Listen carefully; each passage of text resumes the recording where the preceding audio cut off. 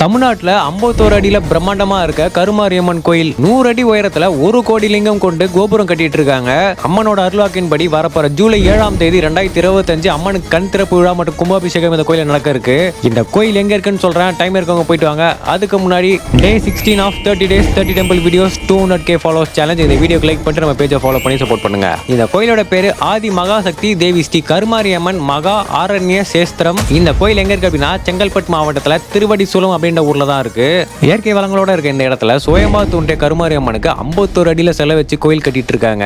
கோயிலோட கோபுரம் ரொம்ப சிறப்பு வாய்ந்தது. ஏன்னா 1 கோடி லிங்கத்தால இந்த கோயில் கோபுரம் கட்டிட்டு இருக்காங்க. உங்களுக்கு நாகதோஷம் இருக்கு அப்படின்னா மறக்காம இந்த கோயில விசிட் பண்ணுங்க, கண்டிப்பா அதுக்கான தீர்வு கிடைக்கும். ஒரு 4 வருஷத்துக்கு முன்னாடி இந்த 1 கோடி லிங்கத்துல 1000 ரூபாய் கட்டி ஒரு லிங்கத்துக்கான டோக்கன் நாங்க வாங்கியிருந்தோம். இந்த கோபுரத்துக்கு மேல இருக்கக்கூடிய செப்பு தகடுகளால பண்ண போறாங்க.